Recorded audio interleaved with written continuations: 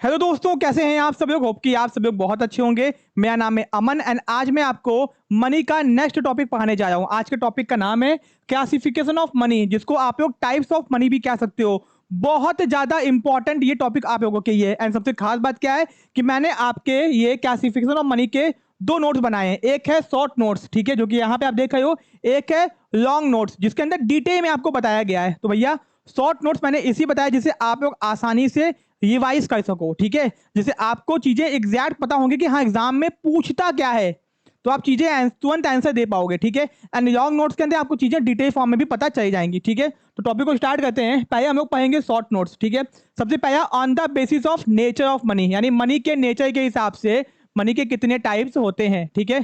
तो यहाँ पे ध्यान दो, पहला होता है एक्चुअल मनी, दूसरा होता है मनी ऑफ अकाउंट। तो एग्जाम में अगर पूछेगा कि मनी के टाइप्स कितने होते हैं on the basis of nature, ठीक है, तो आप बताओगे भैया 3 टाइप्स के होते हैं, सॉरी 2 टाइप के होते हैं, एक्चुअल मनी, ठीक है, एंड दोस्तों यहाँ पे होता है मनी ऑफ अकाउंट। बहुत इंपॉर्टेंट है, ध्यान से सुनना।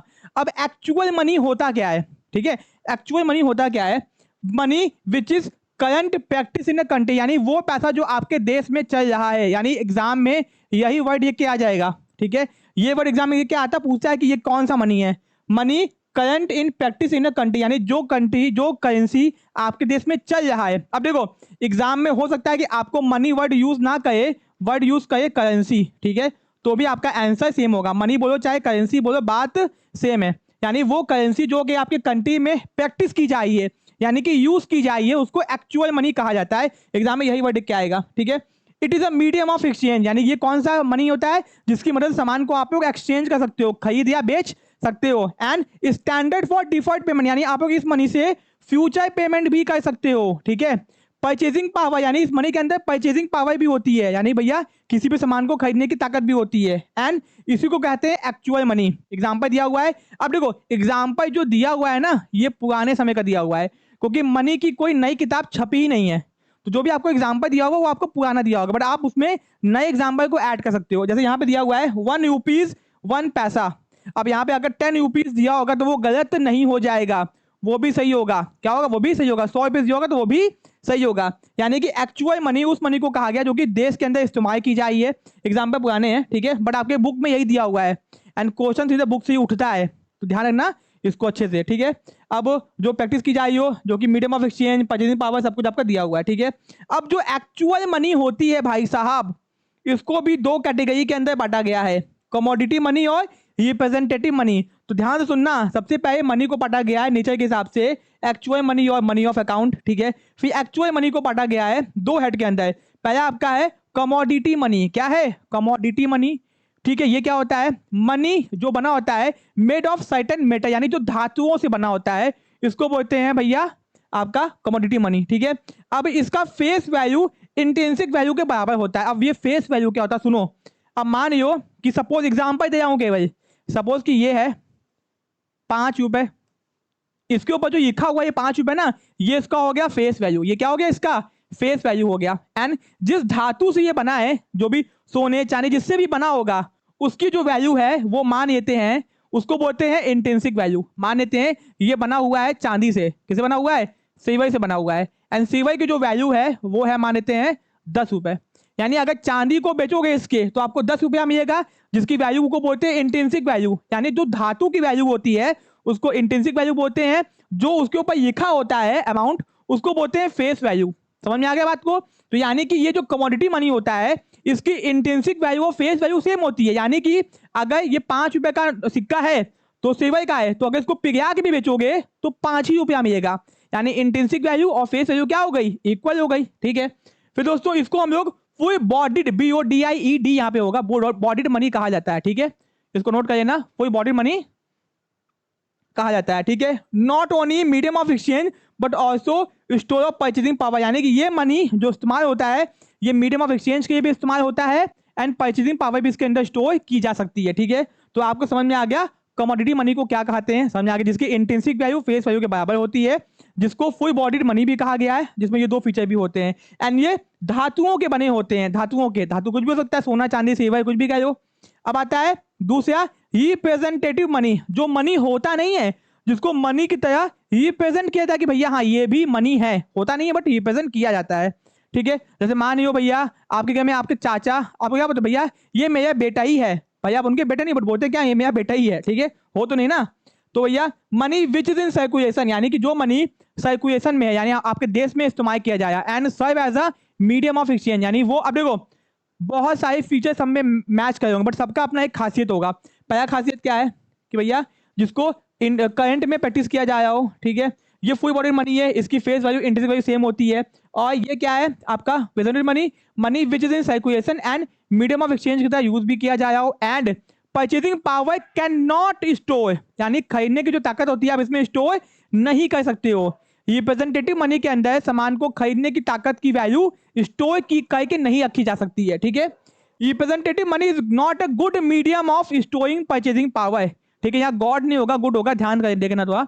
तो representative money is not a good medium of storing purchasing power, ठीक है। तो आपके एग्जाम में पूछता है कि ऐसा कौन सा मनी है जिसके अंदर परचेजिंग पावर को स्टोर नहीं किया जा सकता है, तो उसको बोलते हैं representative money, because it command it, क्योंकि इसकी इंट्रिंसिक वैल्यू बहुत कम होती है। इसकी क्या होती है इंट्रिंसिक वैल्यू, जिस चीज से बना होता है उसकी वैल्यू बहुत कम होती है, ठीक है। एग्जाम्पल पेपर मनी, अब पेपर मनी के ऊपर लिखा हुआ है 500 रुपया, अब इस 500 मनी के पेपर को फाड़ के बेचो कितना मिलेगा, 2 रुपया भी नहीं मिलेगा। कहने का क्या मतलब है, इसीलिए इसमें परचेजिंग पावर को यहाँ पे गॉड को गुड कर लेना, ठीक है, स्टोर नहीं किया जा सकता। अब आता है जो आपका रिप्रेजेंटेटिव मनी है भैया, वो भी क्लासिफाई किया गया है 2 हेड्स के अंदर, क्या है कन्वर्टेबल पेपर मनी और इनकन्वर्टेबल पेपर मनी। तो ध्यान से सुन लो, एक बार पीछे आ जाओ। पहले जो आपका मनी का नेचर था उसमें क्या था, मनी के नेचर के हिसाब से एक्चुअल मनी था, मनी ऑफ अकाउंट था, एक्चुअल मनी बता दिया। फिर एक्चुअल मनी को 2 पार्ट में बांटा गया, कमोडिटी मनी और रिप्रेजेंटेटिव मनी। रिप्रेजेंटेटिव मनी को भी 2 पार्ट में बांटा गया, कन्वर्टेबल और नॉन कन्वर्टेबल।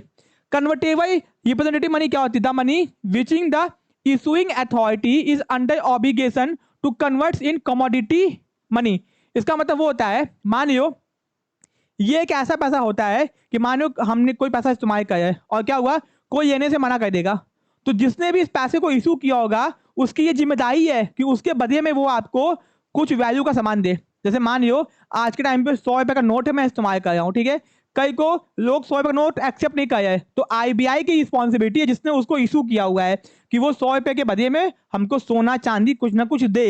यानी कि जो भी ये इशू अथॉरिटी होती है, जिसने भी नोट को या फिर पैसे को इशू किया है उसकी जिम्मेदारी होती है, ऑब्लिगेशन होता है कि वो कन्वर्ट करे आपके भैया इनटू कमोडिटी मनी, किसी और चीज के अंदर उसको कन्वर्ट करे, आपके पैसे को कमोडिटी में कन्वर्ट करे, मतलब कि सामान में कन्वर्ट करे। क्योंकि नोट, अब मान लो जब भी आप नोट इस्तेमाल करते हो उस पर लिखा होता है मैं धारक को 100 रुपए अदा करने का वचन देता हूं। इसका मतलब कि आरबीआई के गवर्नर ने ये रिस्पॉन्सिबिलिटी ये हुई है एंड उसके पास में इतना सोना है तभी उसने वो नोट छाप के मार्केट में निकाल दिया है। कल को अगर आपके पास में 5 लाख रुपए है और वो नहीं चाहिए है तो आप जाओगे गवर्नर के पास में कहोगे भैया मुझे इतने का सोना दे दो, वो तुरंत आपको सोना चांदी कुछ ना कुछ दे देगा, यानी कमोडिटी में कन्वर्ट कर देगा।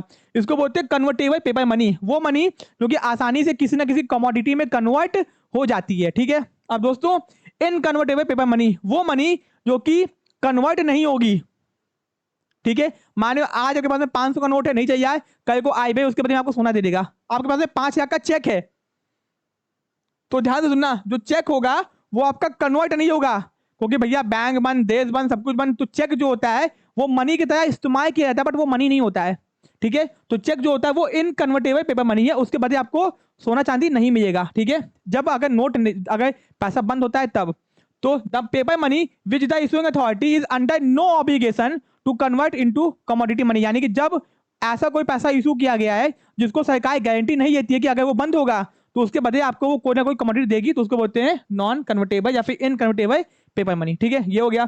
अब दोस्तों अपना जो सबसे पहला आया था मनी ऑफ अकाउंट, क्या है money of account, refer to money on which accounts are made in a country, यानी जिस पैसे के हिसाब से आपके देश के अंदर अकाउंट्स बनाए जाते हैं, खातों को बनाए जाते हैं, उसको कहा जाता है मनी ऑफ अकाउंट, ठीक है।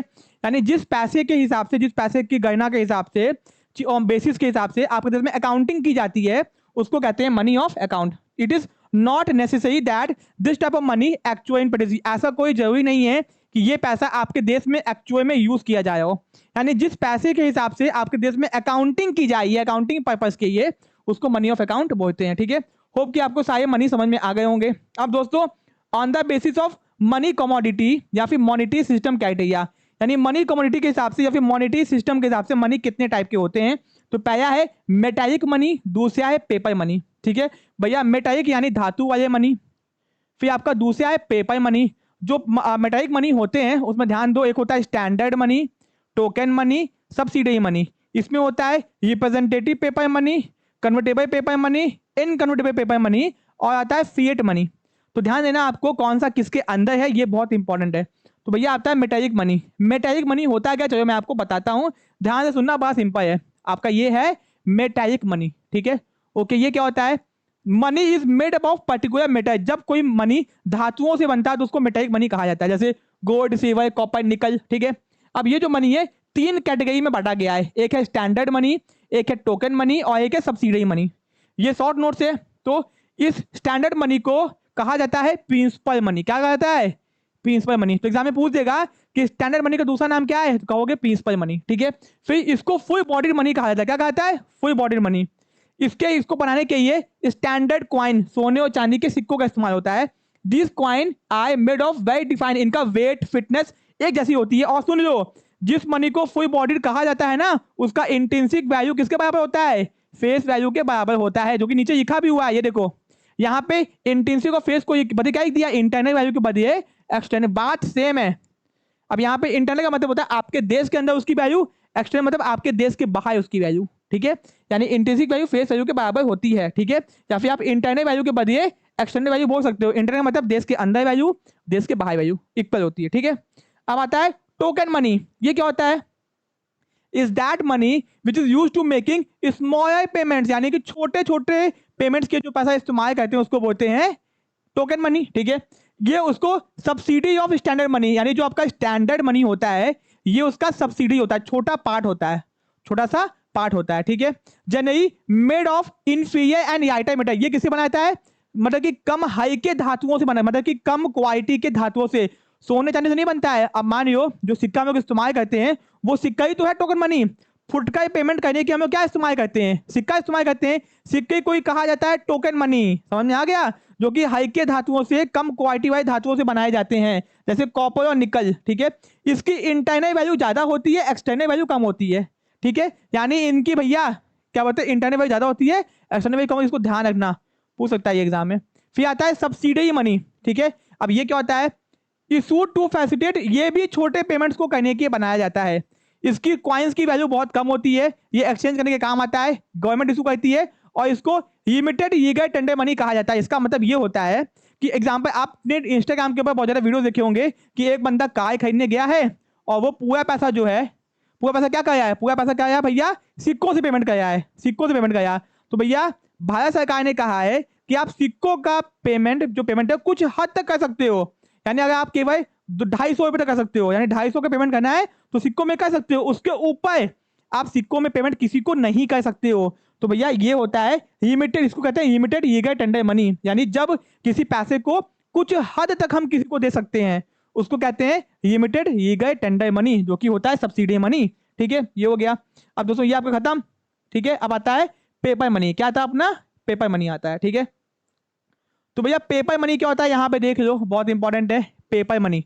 ठीक है भैया, पेपर मनी को सबसे पहले खोजा था, China was the first country to use paper currency. Exam में पूछा गया है कि भैया किस कंट्री ने सबसे पहले पेपर करेंसी का इस्तेमाल किया था, कागज से बने हुए नोटों का इस्तेमाल किया था, चाइना। ठीक है भैया, बैंक ऑफ बंगाल जो था अपना फर्स्ट बैंक था इंडिया का to have issued paper currency in 1806। India के अंदर बैंक ऑफ बंगाल ने, जो कि प्रेसिडेंसी बैंक था, कौन सा बैंक था, प्रेसिडेंसी बैंक था, जिसने सबसे पहले इंडिया में नोट इशू किया था 1806 के अंदर। ठीक है ओके, तो चाइना याद रखना, ये भी याद रखना। अब जो पेपर मनी होता है वो उसके चार टाइप के होते हैं। पहला आता है रिप्रेजेंटेटिव पेपर मनी। ठीक है, ऊपर पढ़ चुके हो, ऊपर पढ़ चुके हो, यानी कि क्या होता है रिप्रेजेंटेटिव पेपर मनी। अब सुनो बात को, हमारे पास में जो 100 रुपया का नोट है, ठीक है, जिसको इशू किया है आरबीआई ने, किसने इशू किया है, आरबीआई ने इशू किया हुआ है। ठीक है, आरबीआई ने, तो आरबीआई के पास में 100 रुपया का सोना होगा, तभी उसने 100 रुपए के सोने के बिहाफ पे 100 रुपए का नोट इशू कर दिया और लिख दिया कि मैं धारक को 100 रुपए अदा करने का वचन देता हूं। अगर कल को ये 100 रुपए का नोट नहीं चलेगा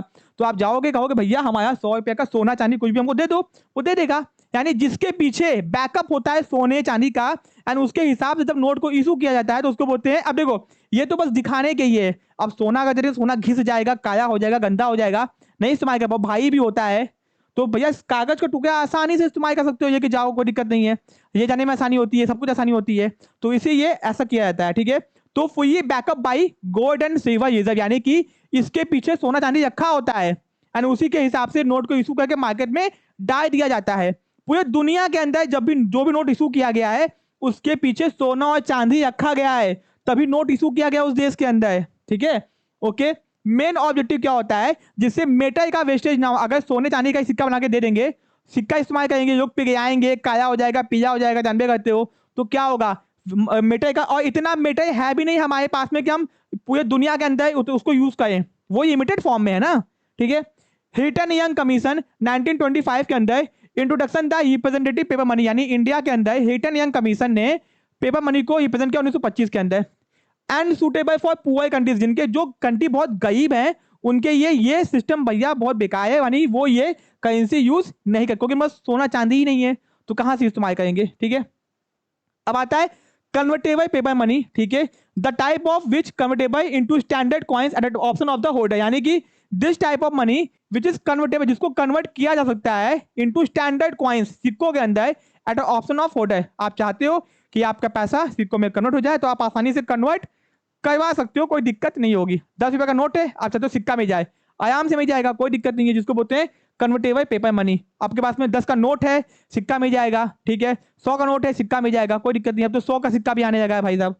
फिर आता है इनकन्वर्टेबल पेपर मनी, जिसको आप कन्वर्ट नहीं कर सकते। देखो कन्वर्टेबल को आप किसी भी कमोडिटी में कन्वर्ट कर सकते हो, किसी भी लेके जाओगे कुछ भी मिल जाएगा, और इनकन्वर्टेबल को आप कन्वर्ट, यानी कि भारत सरकार आरबीआई गारंटी नहीं देता है, कल को अगर आपका पैसा नहीं चलेगा तो इस वाले करेंसी को वो कमोडिटी उसके बदले आपको कुछ नहीं देगा। यानी अगर आपके पास में कन्वर्टेबल पेपर मनी है, 100 के नोट है, नहीं चाहिए, जाओगे आपको सोना नहीं दे देगा, और ये वाला है जाओगे तो कुछ नहीं देगा, ठीक है। ओके, अब आता है दोस्तों फिएट मनी। क्या आता है फिएट, बहुत इंपॉर्टेंट है। इस मनी को इशू किया जाता है क्राइसिस के टाइम पे, जब आपदा आती है, कोई समस्या, दुर्घटना, इमरजेंसी जब आती है, इसको कहा गया इमरजेंसी करेंसी। जब आपके देश में इमरजेंसी आती है, समस्या आती है, जंग हो जाती है, तो इसको इशू किया जाता है, इसको बोलते हैं फिएट मनी, क्राइसिस के टाइम पे या फिर इमरजेंसी के टाइम पे।